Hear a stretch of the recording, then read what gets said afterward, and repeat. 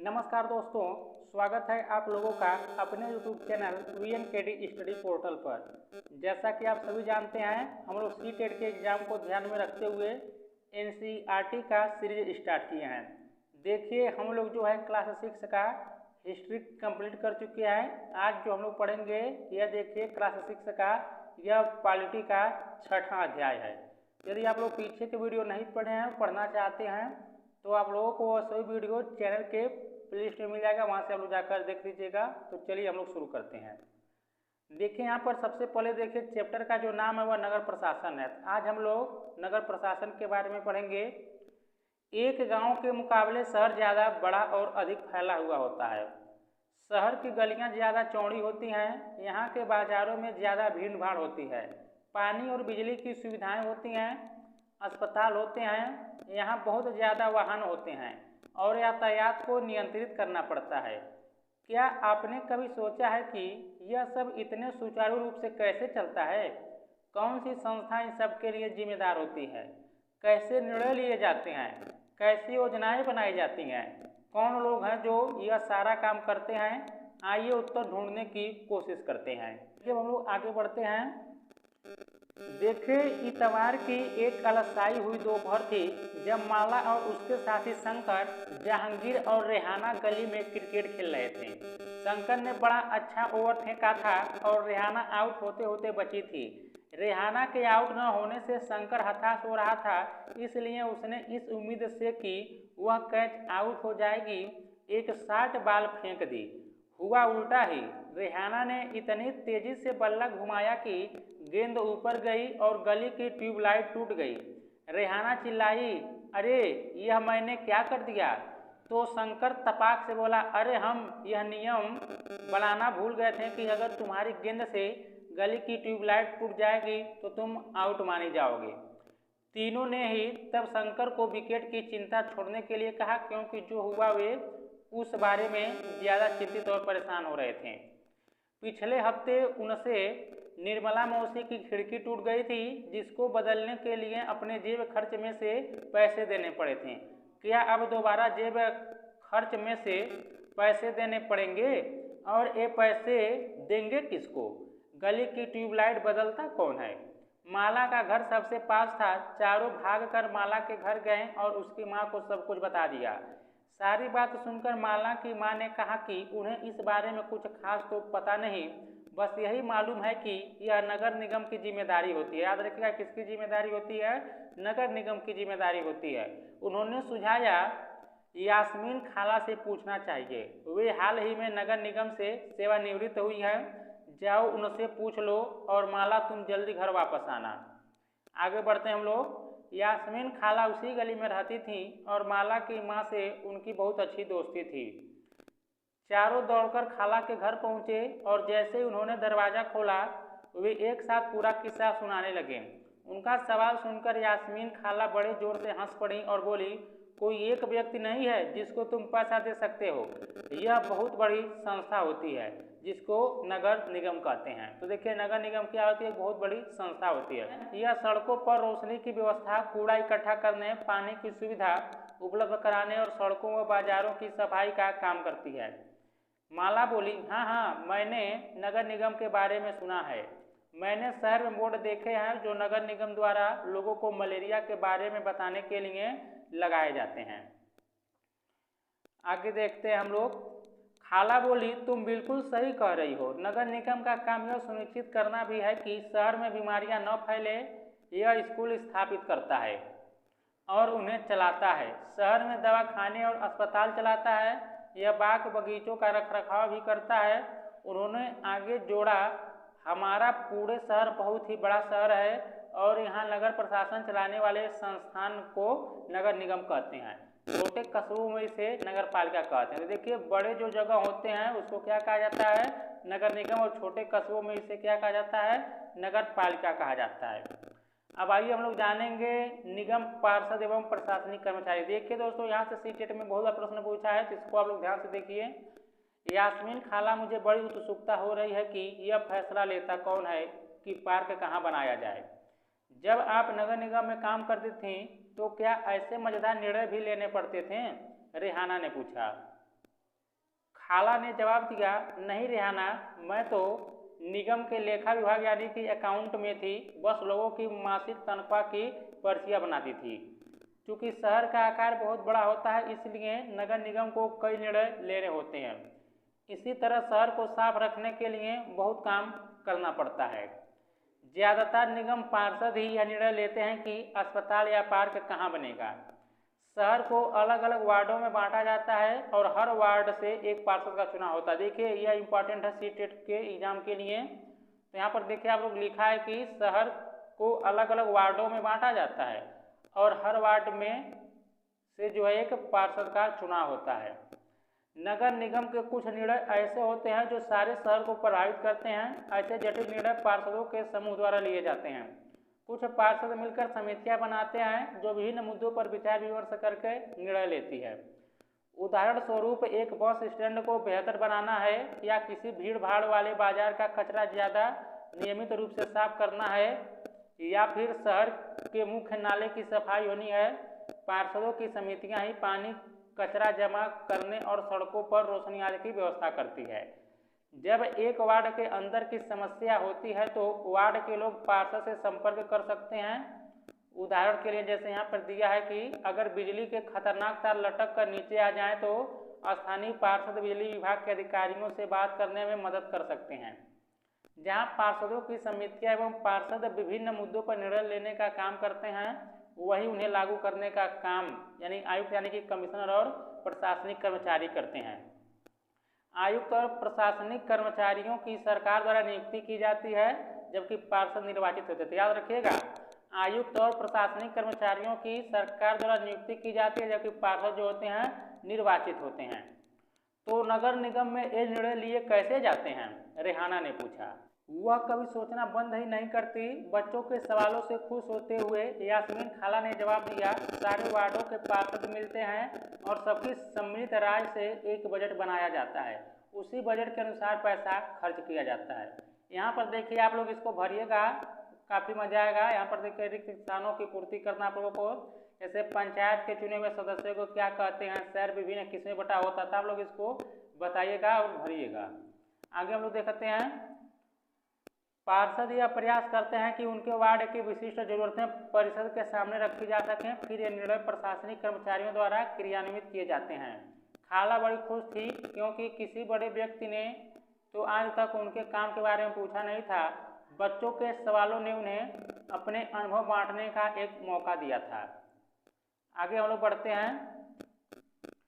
यहाँ पर देखिए लिखा है कि शंकर ने बड़ी उत्सुकता से पूछा, अपना शहर तो इतना बड़ा है, इसकी देखभाल के लिए बहुत लोगों की जरूरत पड़ती होगी। खाला बोली, तब तो नगर निगम में ढेर सारे लोग काम करते होंगे। वह अब तक क्रिकेट के मैच और अपने अधूरे ओवर की बात बिल्कुल भूल चुका था। दरअसल शहर में काम को अलग अलग विभागों में बांट देते हैं, जैसे जल विभाग होता है, कचरा जमा करने का विभाग, उद्यानों की देखभाल का विभाग, सड़क व्यवस्था का विभाग इत्यादि। मैं नगर निगम के सफाई विभाग में थी, उसी के लेखा विभाग में हिसाब किताब का काम करती थी। खाला बड़े इत्मीनान से बता रही थी। फिर बच्चों के खाने के लिए रसोई से कबाब लाने चल पड़ी। जहांगीर ने रसोई में खड़े खड़े तेजी से अपने कबाब खा लिए, फिर ऊंची आवाज में वहीं से बोला, यास्मीन खाला, नगर निगम जिस कूड़े कचरे को इकट्ठा करता है वह जाता कहाँ है? बाकी बच्चे अभी कबाब खा ही रहे थे। यास्मीन खाला ने बताना शुरू किया। इस सवाल का जवाब बड़ा मजेदार है। जैसा कि तुम जानते हो, कचरा लगभग हर गली में ही फैला रहता है। पहले हमारे पड़ोस का भी यही हाल था, चारों तरफ कूड़ा फैला रहता था। अगर कूड़े को इकट्ठा करके हटाया न जाए तो मक्खियाँ भिनभिनाती रहती हैं और आसपास कुत्तों चूहों का जमावड़ा हो जाता है। लोग इसकी बदबू से बीमार भी पड़ जाते हैं। एक और बुरी बात यह थी कि बच्चों ने गली में क्रिकेट खेलना छोड़ दिया था, क्योंकि उनके घर वालों को यही डर लगा रहता था कि गली में अधिक समय रहने से बच्चे बीमार न पड़ जाएं। देखिए यहाँ ऊपर एक बॉक्स में देखते हम लोग, ये बहुत ही इंपॉर्टेंट चीज़ दिया रहता है बॉक्स में। देखिए लिखा है कि नगर निगम को पैसा कहाँ से मिलता है। इतने सारे काम करने के लिए बहुत सारा पैसा चाहिए। निगम यह राशि अलग अलग तरीकों से इकट्ठा करता है। इस राशि का बड़ा भाग लोगों द्वारा दिए गए कर यानी टैक्स से आता है। वह कर राशि है जो लोग सरकार द्वारा उपलब्ध कराई गई सुविधाओं के लिए सरकार को देते हैं। जिन लोगों के अपने घर होते हैं उन्हें संपत्ति कर देना होता है, याद रखिएगा, जिन लोगों के अपने घर होते हैं उन्हें संपत्ति कर देना होता है, और साथ ही पानी एवं अन्य सुविधाओं के लिए भी कर देना होता है। जितना बड़ा घर उतना ज़्यादा कर, निगम के पास जितना पैसा आता है उसमें संपत्ति कर से केवल 25 से 30% प्रतिशत पैसा ही आता है। शिक्षा पर भी कर लगता है, अगर आप किसी दुकान या होटल के मालिक हैं तो उस पर भी कर देना पड़ता है। अगली बार जब आप सिनेमा देखने जाइएगा तो टिकट पर ध्यान से देखिएगा, हमें मनोरंजन के लिए भी कर देना पड़ता है। यानी हम लोग क्या समझ रहे हैं, सिनेमा घर के लिए हो या कापी किताब के लिए, सभी के लिए हमें कर देना पड़ता है। देखिए इस तरह अमीर लोग संपत्ति कर देते हैं, वहीं जनसंख्या का एक बड़ा हिस्सा सामान्य तरह के कर अधिक देता है। अब आगे हम लोग बढ़ते हैं। यहाँ पर देखिए आप लोग, चित्र आप लोग को दिखाई दे रहा होगा, लिखा है कि पुनर्चक्रण कोई नई चीज नहीं है। तस्वीर में दिख रहे व्यक्ति की तरह कई लोग बड़े लंबे समय से कागज, कांच, प्लास्टिक और धातु का पुनर्चक्रण कर रहे हैं। घरेलू प्लास्टिक के पुनर्चक्रण में कबाड़ी वाला एक मुख्य भूमिका निभाता है। यहाँ पर देखिए कबाड़ी वाले के बारे में भी सीटेट में एग्जाम पूछ सकता है कि कबाड़ी वाला क्या करता है। आगे देखते हैं हम लोग लोगों का विरोध। देखिए यास्मीन खाला ने अपनी बात जारी रखी। मोहल्ले की औरतें इन सबसे बड़ी नाराज थीं। वे सलाह लेने मेरे पास भी आईं। मैंने उन्हें कहा कि मैं विभाग के किसी अधिकारी से इस मामले में बात करने की कोशिश करूंगी, मगर मैं भी निश्चित तौर पर यह बात नहीं कह सकती थी कि इसमें कितना समय लगेगा। इस पर गंगाबाई ने बताया कि हमें अपने वार्ड के पार्षद के पास इस समस्या को लेकर जाना चाहिए। आखिर वोट तो देकर उसे हमने चुना है, उसके सामने हमें विरोध प्रदर्शन करना चाहिए। गंगाबाई ने महिलाओं के एक छोटे समूह को इकट्ठा किया और पार्षद के घर पहुंच गई। सभी औरतें घर के सामने जाकर नारे लगाने लगी। तभी पार्षद घर के बाहर निकले और उन्होंने उनकी समस्या के बारे में पूछा। गंगाबाई ने अपने मोहल्ले की खराब हालत बयान की। पार्षद ने उन महिलाओं से वादा किया कि वे अगले दिन उनके साथ आयुक्त से मिलने जाएंगे। साथ ही उन्होंने गंगाबाई को मोहल्ले के सारे वयस्कों से एक अर्जी पर दस्तखत करवाने के लिए कहा।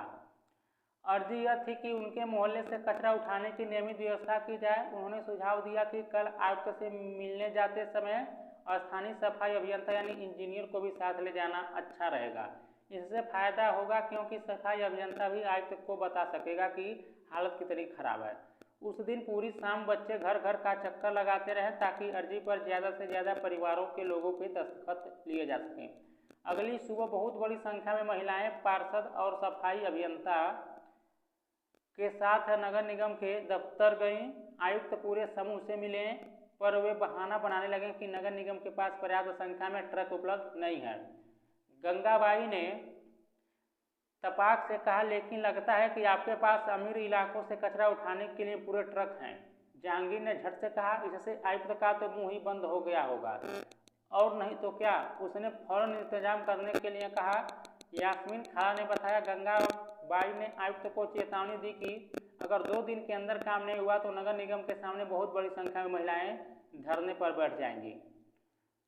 आगे हम लोग देखते हैं तो यहाँ पर देखिए लिखा है कि तो क्या गलियों की सफाई हो गई? रेहाना ने झट से पूछा, जो कभी चीज़ों को अधूरा नहीं छोड़ती थी। 2 दिन तक कुछ भी नहीं हुआ। वो तो जब एक बहुत बड़े समूह ने विरोध प्रदर्शन किया, जोरदार नारे लगाए, तब जाकर बात बनी। अब मोहल्ले की सफाई नियमित रूप से होने लगी है। यह तो बिल्कुल बम्बैया सिनेमा की तरह सुखद अंत हुआ। माला ने कहा। वह अपने आप को नेतृत्व करने वाली गंगाबाई की भूमिका में देखने का सपना देख रही थी। यहाँ देखिए नीचे लिखा है कि सभी बच्चों को गंगाबाई की कहानी सुनकर बहुत मजा आया। उन्हें इसका आभास तो था ही कि मोहल्ले में गंगाबाई की खासी इज्जत थी और लोग उन्हें बहुत मानते थे, मगर उसका कारण उन्हें अब समझ में आया था।